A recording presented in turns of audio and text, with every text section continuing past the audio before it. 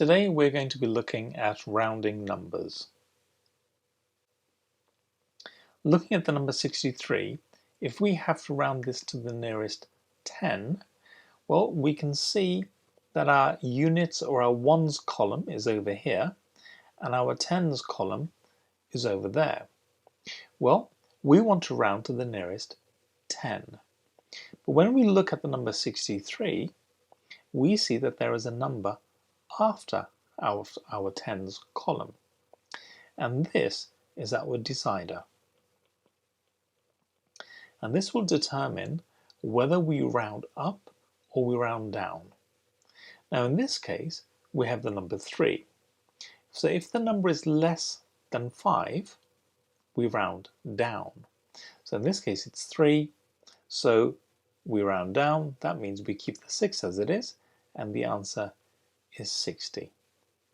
If the question had been 67, then our decider would have been 7, which is greater than 5, which means the 6 then needs to be increased by 1, which would have given us 70. Here we have 541. Now if we want to round to the nearest 10, we know that the digit that we're interested in is this one here, because that's our tens column. We have a number afterwards. This happens to be our decider in this case. And here we have a number 1, which means we keep it as the same number there. So this simply becomes 540. Once again, if we had 547 and we want to round to the nearest 10, well, here's our tens column there. Here's our decider. That is 5 or greater because it's a 7. The 4 would increase by 1, and that would give us 550 in that case. Let's round to the nearest 100. Well, the number we're interested in is the 3. Our decider in this case is the 0, denoted by the arrow there. That is less than 5, so the 3 remains exactly the same, and that gives us 3, and everything else simply becomes 0. Try this number here. Can you round it firstly to the nearest 10 and then to the nearest 100? Pause the video now and come back when you've had a go. Okay, let's have a look. So if we've got 1, 3, 4, 7 and we want to round to the nearest 10, we look for the tens column, which is here. We then look for the decider, and we can see it's a 7, which is 5 or more, which means that that 4 needs to increase by 1, which means we have 1,350 when that is rounded to the nearest 10. Now, let's look at it at the nearest 100. So once again, 1, 3, 4, 7. Our hundreds column is the 3 there. So our decider will be there, which is the number after the hundreds column there. It's less than 5, which means the 3 stays exactly the same, which gives us 1,300. Let's round this one to the nearest 1,000. Well, our thousands column is there, the 2. The next number after the thousandths, which is our hundredths in this case, is our decider. That happens to be less than 5, which means the 2 remains the same. So that gives us 2,000. Now if we were rounding to the nearest 100, so let's write that again. Our hundredths column is there and our decider becomes a 9. 9 is clearly greater than 5, which means the 3 would be increased by 1. So that will give me 2, 4, and everything else becomes a 0. So that will be 2,400 rounded to the nearest 100. Okay, and let's look at 41.29 and round it to the nearest 10. Well, our tens column is there, our decider is here, that is clearly less than 5, so we keep the 4 as it is, everything else becomes a 0, so in this case is simply 40.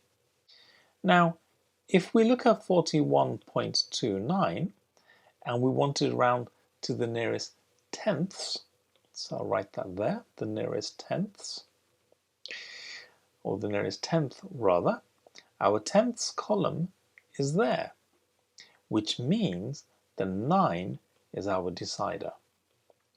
Now, the 9 is clearly greater than 5, which means the tenths column is increased by 1, and that gives us 41.3. It's 41.30, but we can just write it as 41.3 should we choose to do so. So let's have a look at the number 756.21.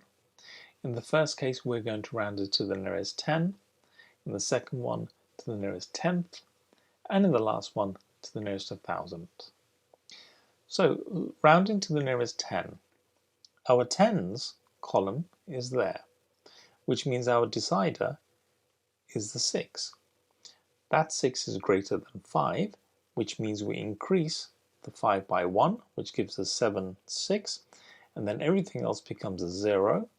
So you can write it like this, or simply 760. If we look at the middle column now, we're rounding to the nearest tenth. Well, the tenths column is there, and our decider happens to be here, which is clearly less than 5, which means we keep the 2 exactly the same, so we have 756.20, or we can just write it as 756.2. The last one, we're rounding to the nearest 1,000. Well, at the moment, in our thousandths column, we have 0, and the number after it is our decider, which is the hundreds. That is clearly more than 5, so we increase that number by 1, and that gives us 1, and everything else just becomes a 0.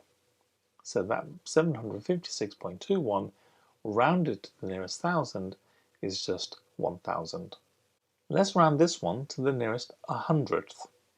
Well, the 2 is our tenths column, the 3 is our hundredths column, so the 4 is our decider. That is less than 5, so the 3 remains the same, and we simply get 3.230, or 3.23. Let's round this to the nearest 1,000th. So our tenths column is a 9, the hundredths is a 3, and the thousandths is a 7. Therefore, my decider is a 6 there. Because that's greater than 5, that increases by 1, giving me 1.9380, or 1.938. If we look at 1.9376, and we want to round to the nearest tenth, which is that column there, my decider becomes a 3, which is less than 5, therefore the 9 stays the same, so that just becomes 1.9. Have a go at this one, round it to the nearest tenth. Okay, so the tenths column is there, where the 2 is. So our decider is the 1, that's clearly less than 5, so the 2 remains the same, so the answer is just 4.2. Let's round this one to the nearest hundredth. So our tenths column is the 1, the hundredths is a 9, so I need to look at the 8 as my decider. That needs to increase by 1, but 9 add 1 is 10, and I've only got space for 1 digit. So I have to write the 0 here, and the 1 I carry over, I need to add to the 1 there. That gives me 2. So then everything else remains the same, so that gives me 72.2. Let's round to the nearest tens. So if we round to the nearest 10, that's that column there, our decider becomes a 3, it's less than 5, so this will simply be 810. I hope you found that video useful. Do check back, we are uploading videos on a weekly basis. If you click on the subscribe button, you'll be notified of any new videos. And do give us a thumbs up if you like the video, and we'll see you in the next video. Thanks for watching.